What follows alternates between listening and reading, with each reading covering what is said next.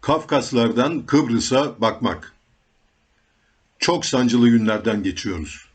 Çok kuşkulu olmaktan çekinmeyelim.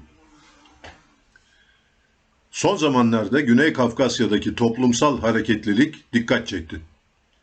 Gürcistan'daki Avrupa Birliği fonlamasıyla başlatılan Batı yanlısı toplumsal hareket giderek hükümeti devirecek büyüklüğe ulaştı.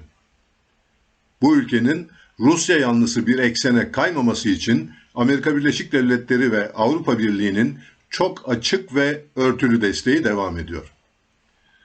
Ermenistan'da da Rusya'nın yerine Amerika Birleşik Devletleri, NATO'nun desteğini talep edenler çoğalıyor. Birkaç ay önce NATO Genel Sekreterinin Gürcistan, Ermenistan, Azerbaycan ziyaretlerinin hemen arkasından sokakların hareketlenmesi tesadüf değil. Özetle Güney Kafkasya'da nüfuz alanı mücadelesi fiili eylemlere dönmüş durumda.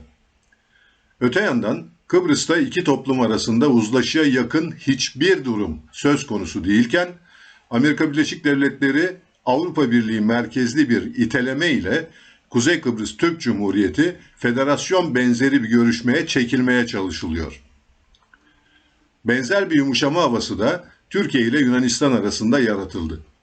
Yunanistan bilinen tezlerinden bir milim gerilemeden bu yumuşamayı ticaretin arttırılması, adalara daha çok Türk turist gelmesi için kullanıyor. Buna paralel olarak Deniz Doğal Parkı gibi projeleri yürürlüğe sokma, Bodrum ülkesi önündeki işgal ettiği adalardan Savunma Bakanı ziyaretleriyle fotoğraf paylaşımı yapmakta bir sakınca görmüyor. Türkiye ise Ege ve Doğu Akdeniz'de tamamen edilgen bir tutumu benimsemiş durumda. Yunan Başbakan Mitsotakis Türkiye ziyaretinde temel sorunlardan hiç esneme göstermeyeceğini çok açık belli etmesine rağmen Erdoğan, aramızda çözülmeyecek hiçbir sorun yoktur diyerek Türkiye'nin temel tezlerinde esneklik gösterebileceğini ima ediyor.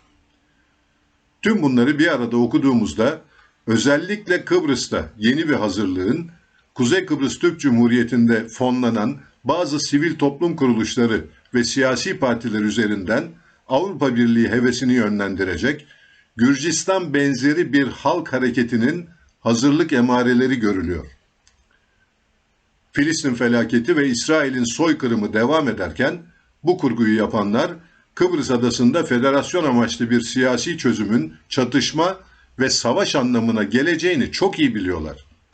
O zaman amaçları nedir diye sorulduğunda mantık bizi hemen şu noktaya getiriyor.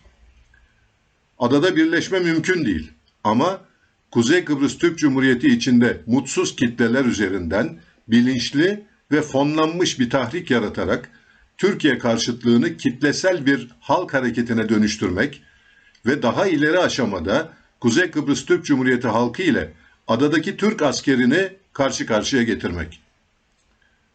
Yukarıda yazdıklarım aşırı kötümser bir yorum olarak okunabilir.